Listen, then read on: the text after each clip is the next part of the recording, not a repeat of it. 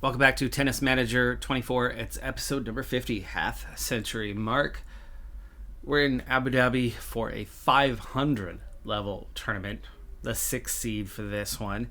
And Sanabe is definitely not an easy first round draw. I mean, there are some tougher draws out there, but not much.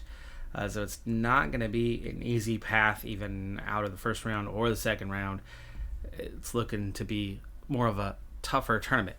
Having had our success now at a 250 tournament, I think from here on out, and we have had one success at a 500 tournament, but I think from here on out, we're going to focus our attention on anything 500 and above, streamline things as we narrow down our focus on winning a slam. 6-4, 6-1 over Sanabe, so we do move on to the second round.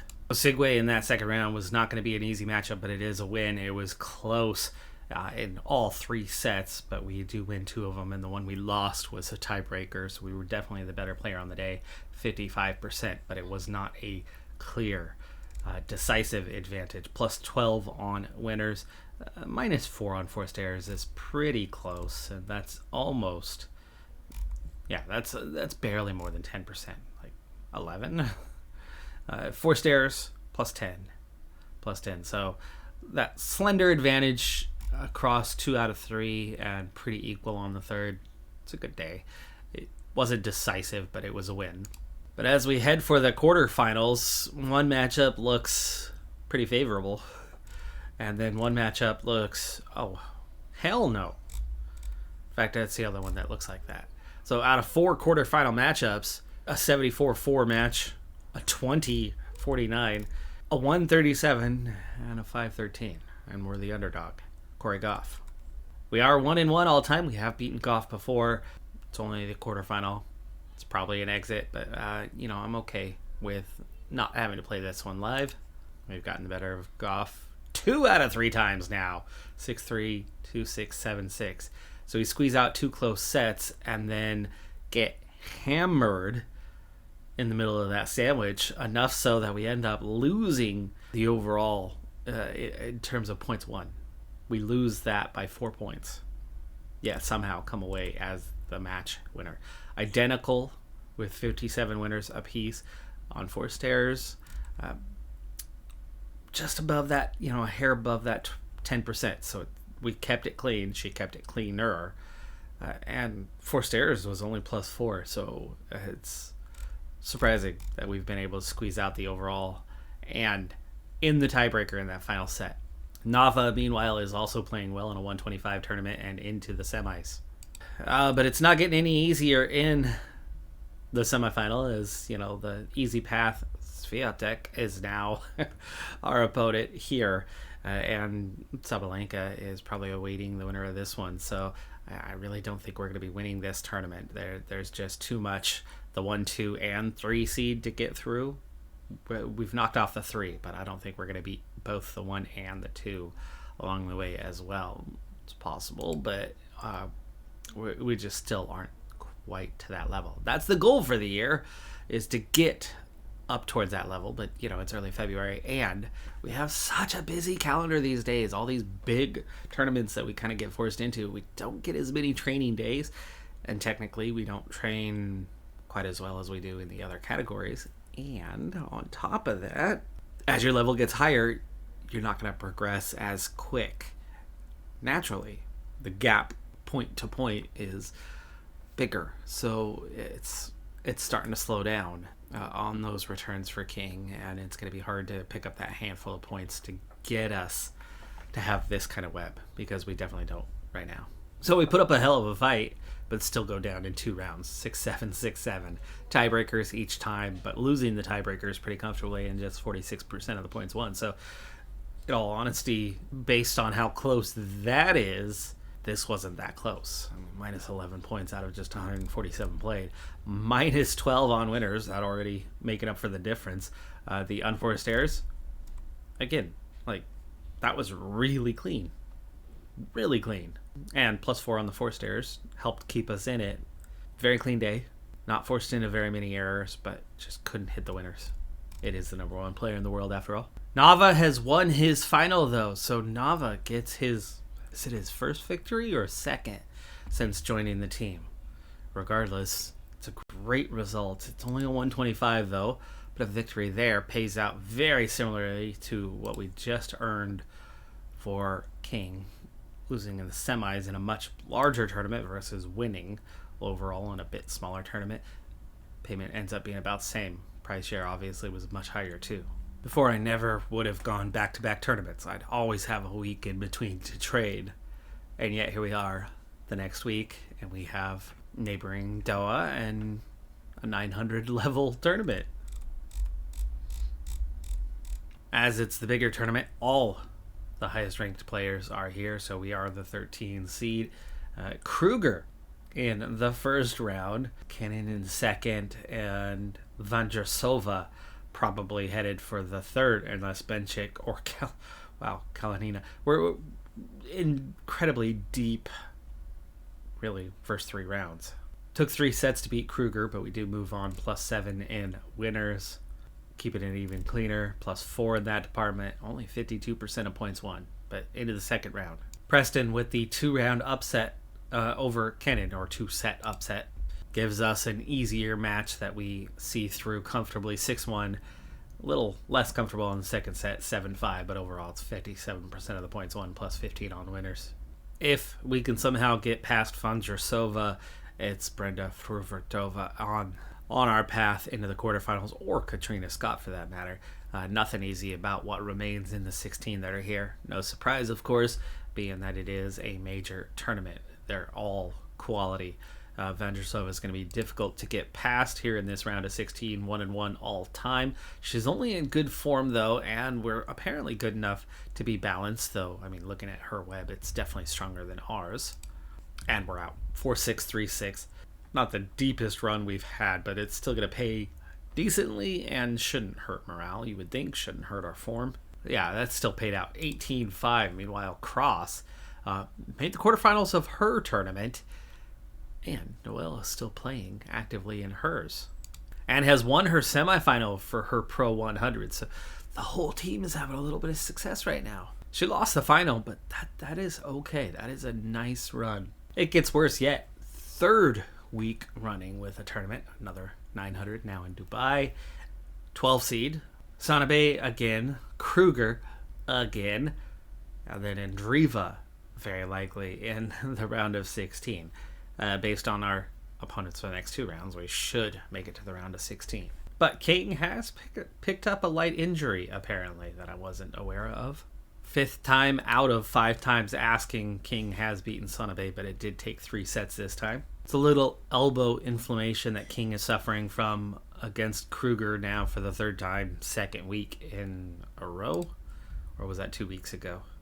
But this time we are down. The inflammation might having something to do with that, or just simply that Kruger is a decent player. We've seen on paper that technically King is behind most of her former teammates and whatnot.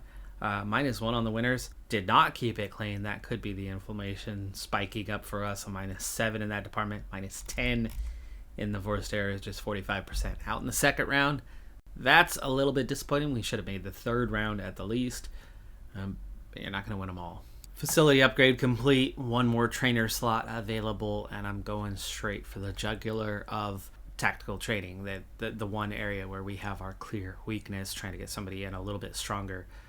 Janice Valdez, and this is consistent. We've been getting to level 4 on experience, and it's another level 4 hardened level trainer. She's looking for 1 season, so we'll accept that for now. She's already happy, so I think we're good on these wages.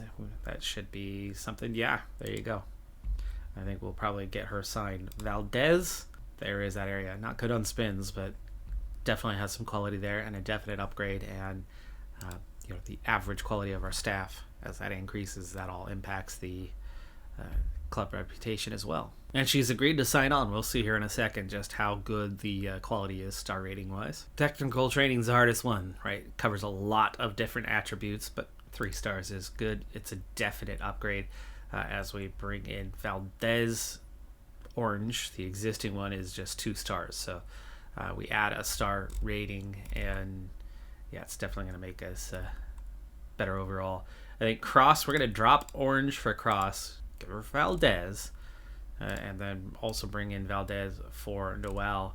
And then to help with Nava, we'll shift Orange down there. So it's kind of a mixture. Nava gets a double, gets 2.5, where Cross gets only 1 trader, but does get 3-star quality. And I think the last vacancy that I want to get filled in the immediacy is that last physio slot. I think I have the availability to hire someone. With those upgrades trickling in and the club reputation increasing a little bit, Business Center made a slight profit, 7K. The Medical Center made a tiny profit of 2K, where of course the others were costly. We lost 30K on the Sports Center. The Youth at Scouting was minus 12K. But are we shifting in the right direction? I mean, tournament winnings was 86K for the month of February without the slams. So that's a decent haul. We had a good, profitable month. Apparently, I should have bumped up the offer just a little bit, as she wasn't that keen on signing with us in the first place. I think an ounce more would have been enough. She ends up not signing the contract, so we're going to have to keep looking for another physio. Unfortunately, there's no American physios left in that 4-star experience range. And so it makes it a little bit harder to find somebody, because that's what we're normally going for. And a lot of the foreign physios just don't want to sign with us. And we can't get anybody 5-star to sign with us either. So it's kind of tricky. I don't want to drop down to a 3. I want to raise the reputation, all that jazz. I've gotten a 5-star to talk to me. The Belarusian is looking for a 1-year deal. I've bumped up the signing bonus and the monthly wage a fair bit each because the patience is quite low. How much happier does it make them? Pretty dang happy, but still, that's not green. Right? There's still a good chance that they won't end up signing anyway. But we've certainly increased the odds by quite a bit. And that, of course, would help us in the experience manner. The ability to provide care. It's a 15. It's not the greatest number out there. It's just good. It's a slight upgrade, but it's good. I find it a little odd that a 900 level tournament second round exit would see our form take a huge hit, but it has. King drops on down. I mean, we've got neutral with just a couple +1s. The forehand backhand is the racket penalty. But still, that's poor. And, even in the physicals, she's missing... Well, no, I think she's got a minus there. Yeah, the shoes. Oh, and then, the fact that we're almost on 20. This physio has agreed to sign on, so that's a good get for us. So with the addition of our new trainer, our new physio, that is, we have bumped him up to working with King, and then kind of slid everybody else down. So we're anywhere from 2 stars to 3.5. The obvious next thing to do would be to not renew our 2-star or even our 2.5-star and go up from there. But we're looking at level 3 experience, level 1 experience. So the level 1 experience is the one you obviously want to replace when our contract expires, or even just do so manually to raise the level. Well, over a 5-week stretch, we literally got 1 week of training in for King, and we saw her form fall despite playing well during the period. So could be tricky going forward here. We are an 11 seed. We lucked out and got a bye in this 1,000 level in the Indian Wells Open. Second round matchup looks pretty good with Marchenko, and actually not a bad draw at all for that round of 32. Can we make a deep run here and get a nice big payout and hopefully a return to form for King? But what about that form? We got a little bit of it back in that 1 week of training, but it's not great. And it's going to be a tough match because she has better form. Marchenko's not even ranked well. Holy cow. Okay, and we don't have scouting, so I don't know. Maybe that's why we think it's going to be tough. 6-3, 6-4, it's a win. That might have been a scouting situation. Huge advantage, almost 30 on the winners, plus 29. -4 on the unforced errors, but it's only 12 out of 104 points played. That's not bad. It's not quite the 10%, but it's close enough. Forced errors did not go well for us, though. I love how one match, we're already on to that round of 32. We're so close to a top 10 spot at 11 now. Peyton Stearns, I'm liking that matchup too, but we're looking at Swiatek in the round of 16, or Benchik. Got to get the win here. And again, tough match because the opponent's in better form. Like, why in the world did our form drop in the first place? We get the win.